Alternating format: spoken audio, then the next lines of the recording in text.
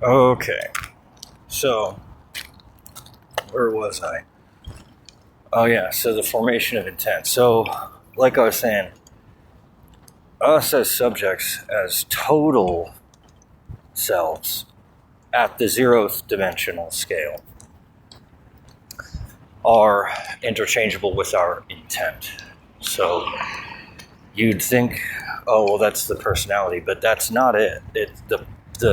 The reason that I know it's the intent is because that is what bleeds over into the mind to focus it, to give it the drive to go toward some thought, some method of obtaining that will, that intent, the intended state. The mind cannot work without being focused. It has to focus on something because logic doesn't. It doesn't have a focus. It doesn't have a focal point. Logic itself does not have a focal point. I have looked and looked and looked and I have never found it, and neither has or will anyone else ever. Now, you can arbitrarily pick some random center point as a central axiom and then derive the entire field of logic from that. And it really doesn't matter what it is. It could be a tree, it could be a light bulb, it could be grass, it could be whatever you want. And you can assert that and then derive from that assertion everything else that's in existence. And you will always find that the field of logic permeates perfectly throughout, regardless of which center point you choose arbitrarily. Whether it's time, space, God, yourself, whatever it is. So, when we have this intent, like I said, it bleeds over into the mind.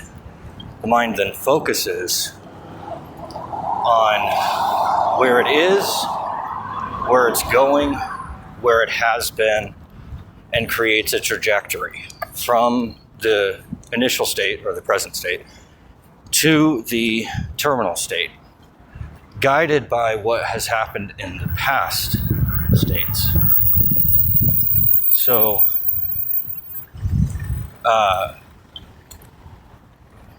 what ends up happening is the personality structure is, in my opinion, the volume just beneath that peripheral intent.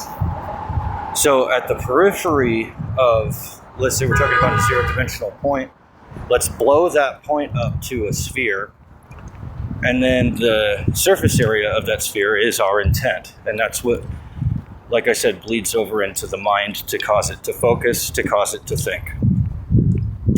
Just beneath that is the volume. And that is sort of like the cytoskeleton of the self, the zero-dimensional subject has a volume, and that volume is the personality structure. So the personality is what gives rise to that intent. And it basically tells the soul, okay, given your subjective emotional state at your center, and given your personality structure at your volume, what is then your intent?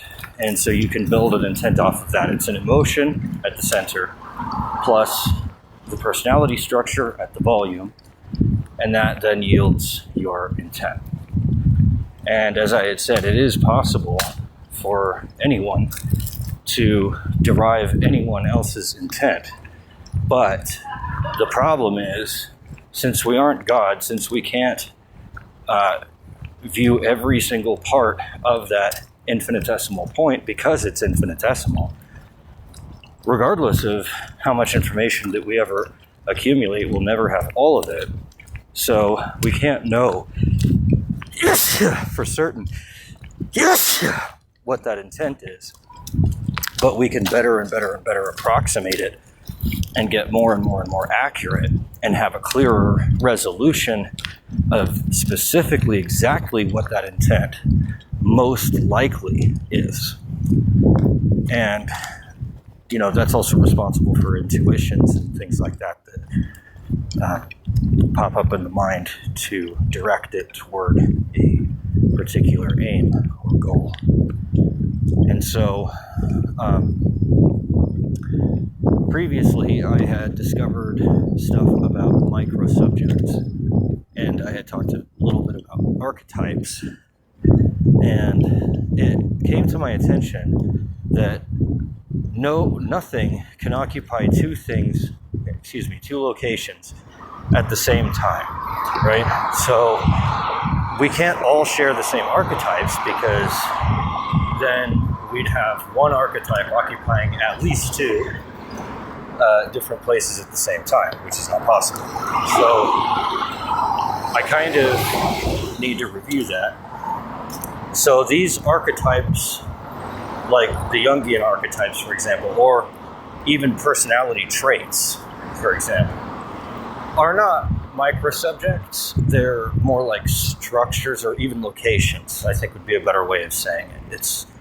It's kind of like the dimensions of your house, not your house itself. It's the architectural blueprint for an archetypal person, but it isn't a person. It isn't a subject in and of itself. It's not even a microsubject. The microsubjects that we have are endemic to us, one at a time. Now, if our microsubject moves from us to somewhere else, then we are bereft of it, and it doesn't necessitate that we end up with another one. So there's not really a way to follow those.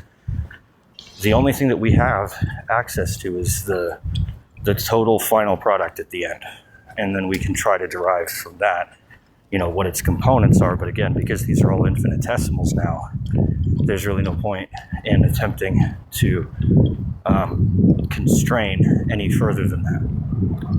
So these archetypes, these Jungian archetypes, those really have more to deal with the structure of the personality. And that's why everybody has them, is because every house has a front door. Every house has a back door, or at least it should.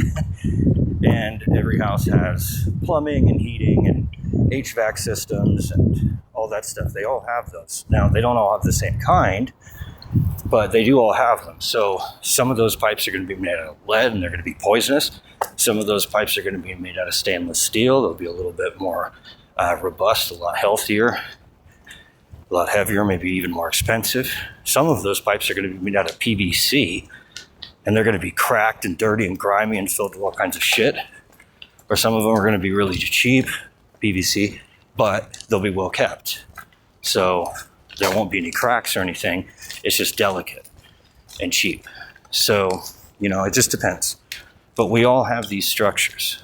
And these structures alone can't be responsible for our intent in the same way that an HVAC system sitting alone by itself in the middle of a lot isn't going to keep that lot cool. It has to be attached to the rest of the systems, namely the electrical system. And if it isn't, it won't work. Even though it has all those components, they're just sitting there. They're not hooked up to anything, so they don't do anything. So these structures are kind of difficult to analyze in and of themselves. It's not impossible, but it's more relativistic than it is objective at this point. Now, as we approximate more and more details, we can get closer to an objective form. And like I said, that objective form is always idealized because we're approximating. We're not taking an actual snapshot because it's an infinite resolution snapshot. It would be impossible to take that. Instead, what we get is a blurry image, and the blurriness is dependent upon how much information we have actually accumulated and integrated into a single story about what it is that we're examining.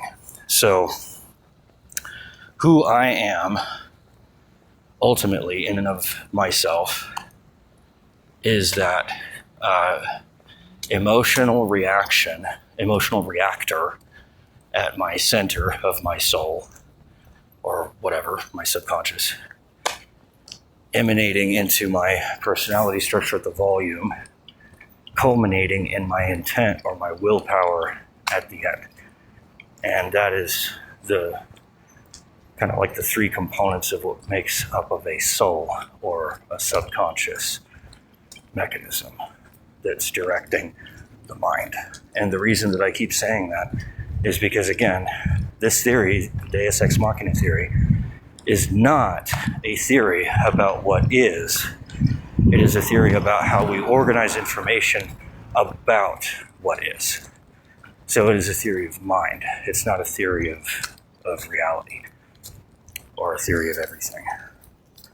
I often forget that because, like I say, you can apply it to everything, but that's not actually true. You can only apply it to things that you know because it's a theory of mind.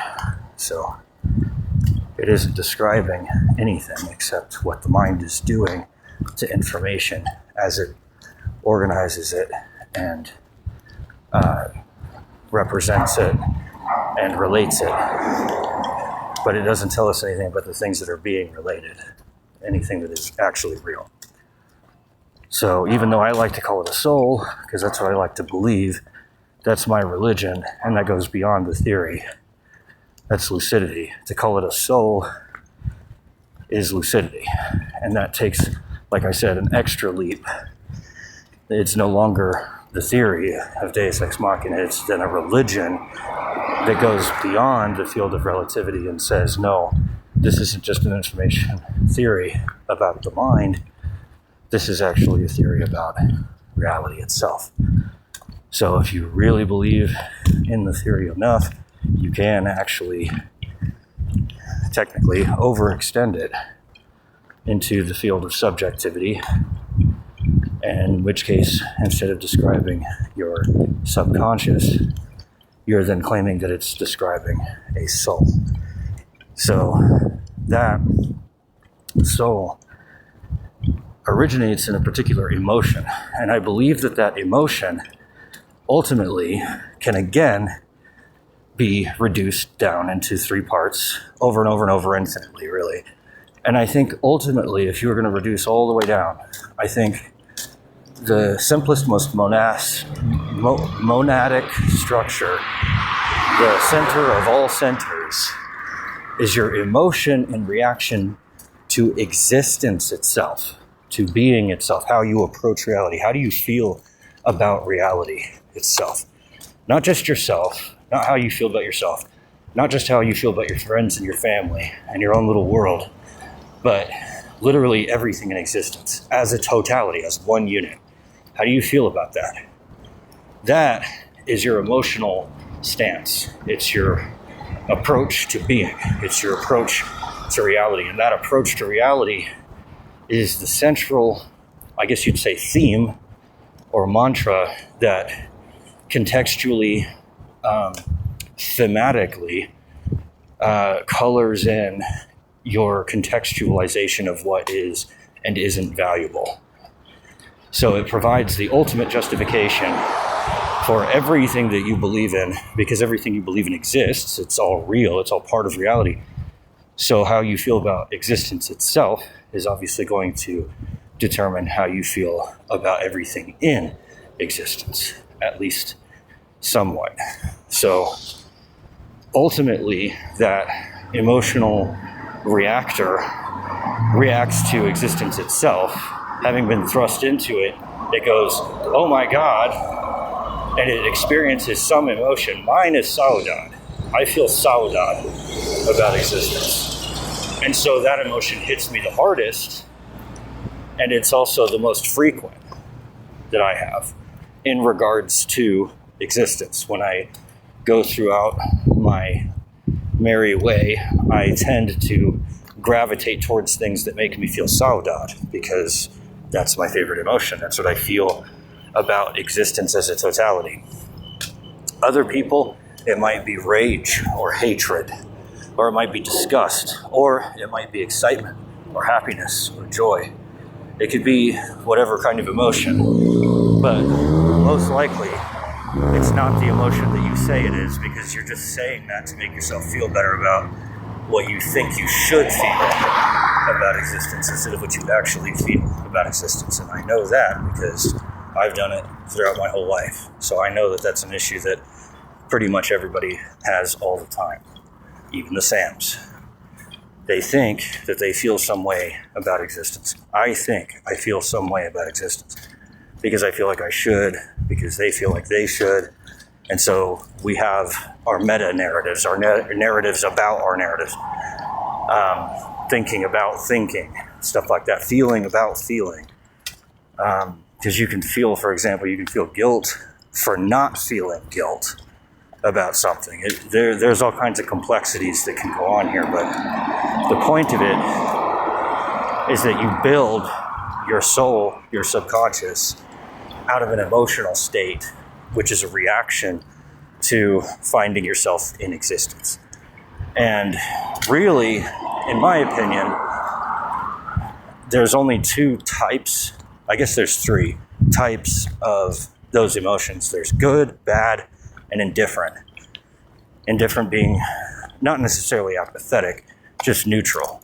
Maybe a state of curiosity, but a state where you haven't quite made a convicted, solid, certain reaction yet. You're kind of withholding your judgment. So if someone feels that existence is a crime, like I used to, then everything else takes a backseat to that. If you think existence itself is a crime, you're not going to bother laughing at a joke because you won't find it funny because it's all part of a crime. It's a sick joke now. And so if you do laugh at it at all, there's a darkness in your laugh. And other people will pick up on this and they'll hear it and they'll say, well, this is kind of dark and creepy and weird.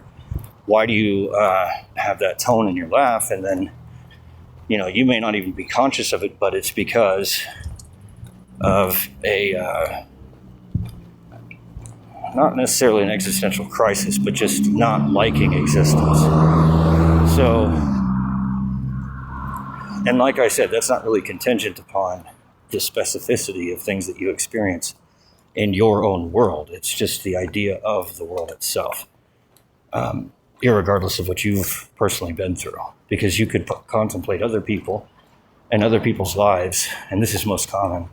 When someone gets really pissed off at existence, they start looking at other people's lives, not their own. They look at other people's lives and they say, well, why is it that so many people have bad lives? Why is it that so many people completely miss the most relevant parts of reality? Why is it that so many people are so barbarous, so beetle-headed, so stupid, or so crazy, or evil?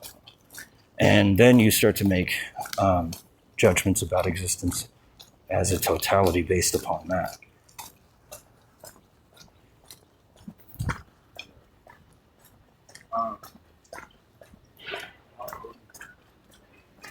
But the reason that this is pertinent information is because it explains why I'm me. So what it explains is the reason that I am me is because of the way that I feel about existence. And that is what defines me as a person more than anything else does. So if I want to change as a person, if I want to change something in my life, that's what I have to change very first and foremost. Now, most people don't think that. They think, no, you have to get your life in order. I won't be able to get my life in order if I feel like existence sucks in general. If I don't feel like there's a point, I'm not going to do it, regardless of how much sense it might make. I'm just not going to do it until or unless I feel like doing it. So that's the number one thing, is how I feel about existence. So I have to be aware of that. And again, like I had said, you can derive that. You can derive how you feel about existence. You just look at all the relations that you have, especially with other people that you've been really close to. Look at all those relationships, and then how do you feel about those? And, how do other people feel about you? And how does that make you feel? Again. And so you get a backdrop. You get kind of a thematic, I don't know what to call that. What is that called? Musical score? a soundtrack, What genre would it be? If your life was given a soundtrack, would it be country? Would it be electronic dance music? Would it be rock music? Would it be heavy metal? So you can get an idea of how you're approaching existence that way and who you really are and what your center is, your literal center. And then you just focus on that. And if you want to change it, then you can't just magically wish that it was different. What you do is you try to focus on things that make you feel differently. And whenever you have those same relations pop up that used to make you feel that certain way, you don't disregard that. You don't say that didn't happen. You don't deny it. You don't stuff it. And you don't ignore it. What you do is you recognize it first and foremost. You got to recognize. You always have to recognize, because otherwise it's ignorance. If you don't recognize, it's ignorance. But once you recognize, then you can let go of it. And you can say, okay, I recognize that that's how it used to be. Is that how I want it to continue? And if it isn't, if you don't want it to continue that way, then you just, after having recognized it, refocus. Focus on something else that doesn't make you feel like that. A great example would be like last night, I was watching this YouTube channel, Dire Trip, and I was watching a whole series of these incel mass shooter people. And so it made me feel the same way that I had felt before about existence being a crime and all that stuff, because it's the mindset that they're in. So to consume media that reflects that makes me feel like that. And I started to have, was it a panic attack?